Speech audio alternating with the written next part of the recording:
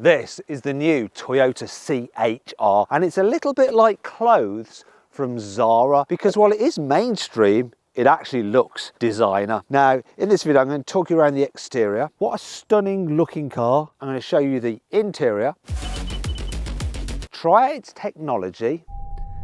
What was that all about? Take it for a drive. There's a pause and there's the moving sound. And of course, I'm going to launch it to see how quick it is from 0 to 60 miles an hour. I'm Matt Watson and you're watching CarWow. If you thought that Toyota was pretty daring with the previous CHR, then have a look at this. They've really taken it to a whole new level, and I like it. What a stunning looking car. It's a small family SUV, yet it looks so futuristic and sporty. Just check how steeply raked this rear window is, and how you've got this spoiler effect from the rear lights. This is what they look like illuminated. Cool. What's also cool is this. You've got the Toyota CHR logo just in there. I like that. I like the fact that they haven't gone for any fake exhaust or nonsense or fake vents. Good looking car, loads of angles, loads of creases. Love it from the side as well. The sloping roof line, the roof spoiler, just looks so good and so interesting. Now, this car comes on 19-inch alloy wheels, but the entry-level wheel size is 17 inches. That is going to be too small. You can even get 20s, but I don't think you need larger than these 19s. This is a mid-spec car and you get this black roof. The entry-level car is just one colour. However, the top spec car actually has a black bottom. It looks like this. It's a bit weird. Wouldn't do that. Anyway, moving down the side, the windscreen is very steeply raked as well, continuing that sporty theme. The wheel arches seem quite extended, gives it a stocky stance. I like the shape of these lights. Once again, very futuristic. I really am just loving the look of this car. Just works so well. And this big grille, I like it. It actually looks very expensive. But is it? Well, I'm going to go onto CarWow right now. Here we go. And let's see the starting price. So look, starting price, £31,290, going up to just over £43,000. Average CarWow saving on the new Toyota CHR, which is all new, £2,643. Not bad. Buying a new or used car? Then you need to visit CarWow and we'll help you find your perfect car at a price you'll love. Just answer a few simple questions about the car you want and our trusted dealers will come back to you with great offers. Then choose the offer that's right for you and contact the dealer directly through CarWow. No haggling, no fees, and on average, CarWow users save over £1,800. But what if you're not sure which car you actually want? No problem. Just watch our insightful video reviews, read our impartial expert advice, or use our helpful car buying tools to discover your ideal car in no time at all. No wonder 95% of customers surveyed said they wouldn't buy a car without CarWow. I've put a link in the description of this video and the pinned comment to take you directly to CarWow so you can see for yourself how it can help you, or you can just click on the pop-out banner that should be appearing up there right now. Alternatively, just Google "Help Me CarWow" and my team and I will help you choose your perfect car and get it for a price you'll love. Now on with the video. The interior of this CHR is just as interesting as the exterior. Have a look at the shape and contours on this dash. Look at it, look at it, look at it, look at it. Like it. Also material quality. Ooh, so that soft touch up there. This is really squidgy and nice up there. That is squidgy and nice. Looks expensive and solid feeling. This is soft to the touch as well. And here, oh yeah, it's only when you go further down and down here that things get scratchy. And then there's these trims in here which are very nice.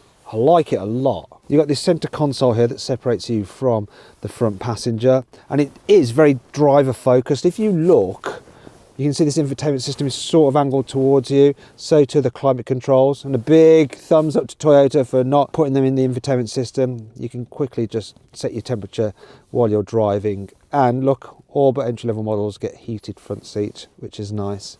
The entry-level model actually has a slightly smaller infotainment screen than this one. All of the models have this size, and it's fairly easy to just navigate through. See what I mean? Yeah, it's dead easy. Plus, you've got Apple CarPlay and Android Auto. You've got digital dials as well there, and you can alter the views between 1, 2, or 3. Let's have a look. 3, look, there's like that. 2, there we go. Though, to be fair, look, the refresh rate, that's a bit laggy. It's not great, but there's plenty of information there for you, and it's all quite useful. The driving position is really good.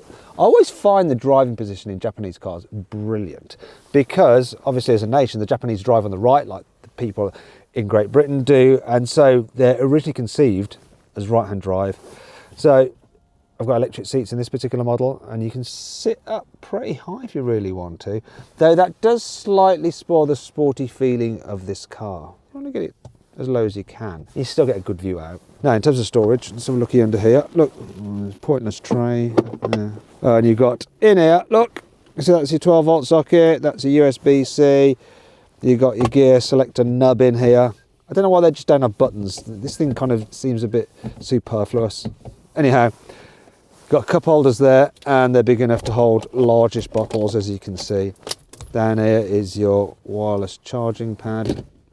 And you've also got another USB-C up there as well. There's a tray here where you can store stuff.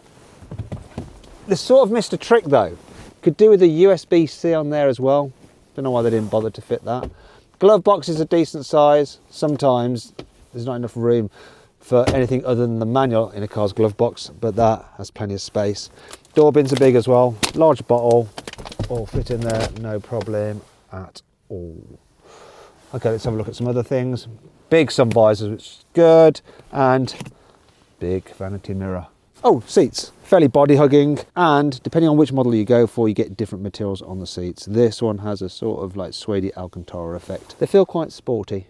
The rear seats of this car are reasonably cramped. See, knee room isn't great. I've got quite short legs. I'm more like upper body than lower body.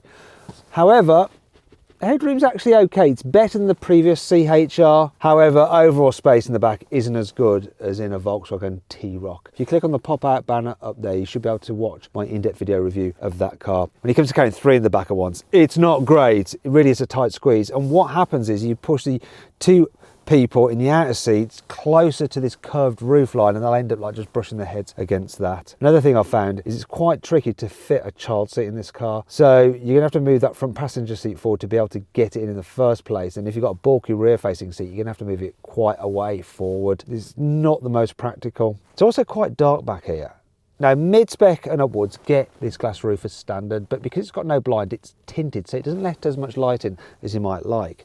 Same with these back windows, they're tinted on mid-spec and above, and they're quite small, so once again, it's quite dark in here. Thankfully, the rear windows do go all the way down, which is a good thing. What's not so good though, is that you don't have any door bins. You do have a cup holder here. Where's my bottle? Oh, there it is. Right, and if you really push it in, you can fit a largish bottle in there.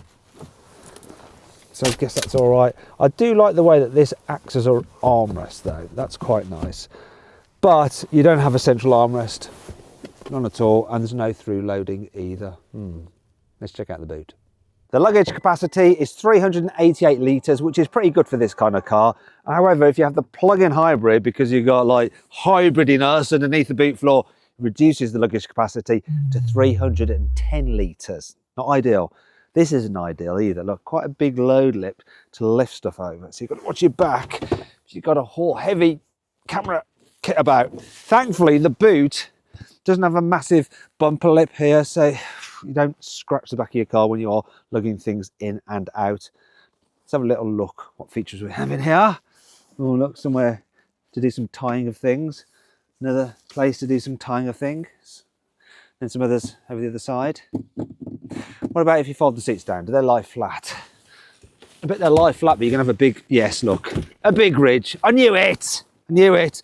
It's a real pain that it's actually when you're trying to load items, then you wanna push them to the front of the car because you're gonna, oh, hopefully nothing in there can be broken. Shouldn't be, it's a Pelly case. They're designed to take that because we take them on planes. Oh, that was a bit annoying. And speaking of annoying, yes, okay, right. So look under here, you'll see there is no storage space for the parcel shelf. So when you haven't got it in place with the seats up and you need to load your car up, you're probably gonna have to take it there like that. It might get crushed to put things on it. I suppose you might be able to put it behind the seats like that, but it's less than ideal. And that brings on to 5 annoying things about the Toyota CHR. This car likes to warn you of absolutely everything. For instance, when you press the brake, you get this little brake indicator just appearing here on the dash. It doesn't actually say how hard you're pressing the brake. That might be useful, I don't know. But it just says that you've pressed the brake. It's like, yeah, I know I've pressed the brake because I've pressed the brake. This car just wants to hurt you. So the way you have to open the door handles by rotating your hand like that can, after a while, give you repetitive strain injury in this tendon. It might do. What will definitely get you is this though. It's caught me out a number of times. This door like extends further back than you think. It's quite pointed there. But sometimes you open the door like that, just into your side, and it really just hurts when it gets through the kidneys. Also, the opening is then smaller than you imagine. So as you're getting in, the way this protrudes, you end up like bashing your knee on it quite often. Then you end up with a dead leg, and that's not great. And then if you get into the front, this part of the dash extends and is a bit pointed there, that sometimes when you're getting in, you go like that and you give yourself a dead leg on there as well. What is it with this car? For some reason, Toyota has only decided to fit one USB charging socket here in the back seats, which means that the kids are going to fall out over who gets to charge their phone. While the old CHR had a rear window wiper, this new one doesn't. Maybe they decided they didn't need it because it's so steeply rated, or probably spoil the look. But believe me, when it's raining, you'll wish you had one. I mean, even my old Porsche 911, the 996, that's got a rear windscreen wiper. And I use it quite a bit, well, when it's raining, obviously. To turn off the annoying lane departure warning system in this car, you have to go into the settings menu by pressing and holding that button. And then you scroll down to LDA, lane departure assist, I imagine that means. Press and hold the button down again, then you can turn it off. You might want to turn off the annoying speed sign recognition as well, because every time it reads a new speed sign, it goes beep at you. Now, you could set that up before you go for a drive, which is fine. The only thing is, if you stop the car and restart it, it resets everything to being on again. And you forget about it, and then you have to turn them all off when you're driving, which is a faff. However, it's not all bad. That does bring on to 5 cool things about this car. For instance, you get a load of safety kit as standard. And one thing that I will definitely leave on is the blind spot warning. You also get adaptive cruise control with lane keeping assist. So this car will basically automatically keep your safe distance from the car in front and automatically steer to keep you in lane. As with other new Toyotas, you get a 10-year, 100,000 mile warranty. Now that's what I call peace of mind motoring. You can get the CHR with a proper heads-up display so you can see your speed without having to take your eyes off the road. If you carry 3 people in the back of the car, the person in the middle seat will block your view out the back window in the rear view mirror. However, you can get this car with the camera system, which will actually send a feed to the rear view mirror at the flick of a switch. From mid-spec upwards, the CHR gets 64 different colours of ambient lighting. Look, there we go, let's go for different colours.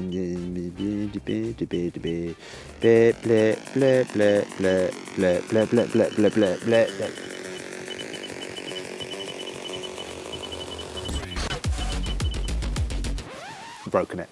You can get the CHR with a 1.8 litre petrol engine mated to an electric motor that puts out 140 horsepower, or a 2 litre petrol engine mated to an electric motor that puts out 197 horsepower. Those are the self-charging hybrids, you know, your traditional hybrids. But you'll also be able to get a 2 litre petrol engine mated to an electric motor that's a plug-in hybrid, and that one has 223 horsepower. Obviously that one will be able to go further on electric power alone than the normal self-charging hybrids. But which version of the Toyota CHR should you pick? Well, I've actually configured my favourite version, both the engine and hybrid version, plus the trim level I think is best, using the CarWow configurator. If you want to see which one I've configured, click on the pop-out band that should be appearing just up there right now to find out which one I chose. Right, let's see what this Toyota CHR is like to drive. Starting off with round town. So, I just realised I forgot to turn off the speed sign recognition. Although I don't know why it's saying it's a 30 mile an hour, because it's not, it's a 20. Maybe I'll spot this sign. Spot the sign? No. Okay. Oh yeah, it did. There we go. Anyway, I'm going to do a U-turn. I'm going to press this button down here to get my surround view cameras up, because this car's turning circle, while okay at 11.6 metres, isn't great compared to some of its competitors, such as a Kia Niro, which has a turning circle of 10.6 metres. quite a lot less. But having this whole camera system, which is very clear, really does help when manoeuvring. So too does the fact that the dash is quite low, so you get a great view forward. Now you do have quite a bit of a pillar there, but this little quarter light helps. What's not so good though is that rear pillar. Well, you've got a decent sized rear window. That blooming pillar there in the corner creates a massive blind spot when you're just like looking about out to try and manoeuvre or park or something, or when you're pulling out of those kind of filter junctions. Anyhow, let's get moving. Steering is nice and light, but one thing you might find surprising is that the suspension feels a little bit firmer than you might imagine for this kind of car. You think it's going to be all soft and squidgy, but it's actually quite poised and taut. Wait a minute, there's a beep again. Why does it think it's a 30? There's no 30 signs, it's a 20. What was that all about? Oh, it's telling me off for looking around and not keeping my eyes on the road ahead. Little sensors in there just monitoring your eyes, seeing where you're looking. Anyway, brakes, actually quite sharp, but not overly sharp. Sometimes with hybrids, they can feel a bit grabby because the first part of the braking is like this regen effect. But here, very smooth, yet quite strong. Most of the time, this car will just pootle along in town in EV only mode, so long as you're very gentle with the accelerator. You give it even the slightest prod, then the internal combustion engine will kick in. Though, it's so smooth when it does that you barely recognise it. All you really sense is the fact that you get a little bit more speed and that green EV light goes off. Look, you wouldn't really know. It's quite quiet when you go at low speeds, though things do change when you go at slightly faster speeds, as I'll illustrate now. Here's what I'm talking about. You're at 40 miles an hour, you come to a dual carriageway, you need to overtake the car in front, so you want to accelerate all of a sudden. So I'm going to do it now. 3, 2, 1, floor the throttle.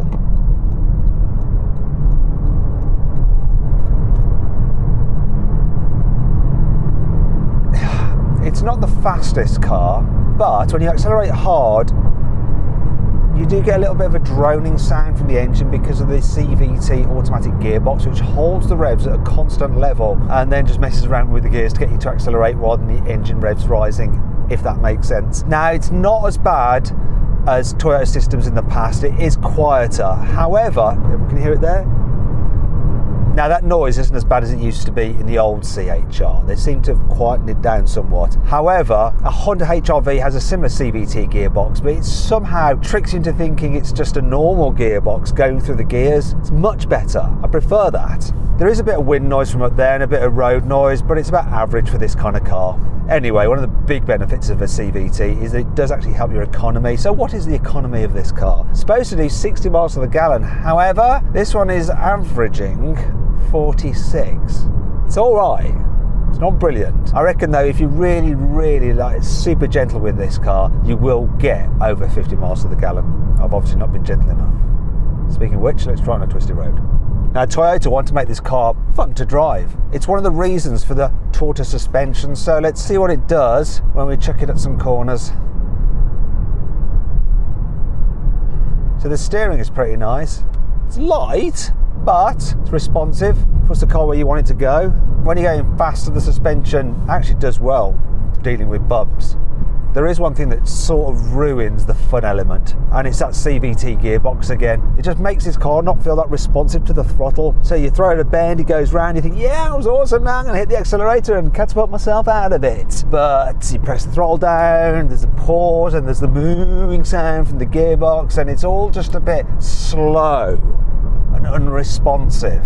It's almost a little bit like when you're on something like an internet video call and your internet is just slow and you just start freezing or stuttering to everyone else's watching. You don't realise. You know what? This car with a little turbocharged petrol engine will feel really quite cool. Do you know what would be awesome? A GR version, one with the GR Yaris's engine. That'd be wicked, but no. We don't have that. Well, we don't have it yet, but Toyota definitely could do it. Do you know what? A Ford Puma with its turbocharged 3-cylinder petrol engine has a slightly more punchy feel to it. If you want to check out my full in-depth video review of one of those, click on the pop-out banner up there. Toyota says the 1.8 litre version of the CHR will do 0 to 60 in 10.2 seconds, but I'm going to find out for myself by using my specialist timing gear up here. To launch it, I'm going to use the hold function and then just floor the accelerator, because I think if I press the foot brake and the accelerator together, it'll have a bit of a fit and perform poorly. 3, 2, 1. Now. That actually took off all right. Here we go. What time are we going to get? Come on. Hey, that's a 0 to 60. 9.8 seconds. That's actually all right. However, I think I'd like a bit of extra punch. And if it was me and I was buying a CHR, I'd pay the extra for the 2-litre version. I just would. So then what's my final verdict on the new Toyota CHR? Should you avoid it? Should you consider it? Should you shortlist it? Or should you just go right ahead and buy it? Well, I reckon you should shortlist the CHR. It looks good, drives nice, and it's more practical than it was before, even though it's not quite perfect. It does have that I want it vibe about it. If you enjoyed the video, please give it a like. It really helps us out. And let me know what you think of my verdict on this car in the comments below. If you click on the video windows, you can watch some more videos. And if you click on the CarWow logo, you can go to CarWow to see how much money you can save on your next car. Thanks for watching.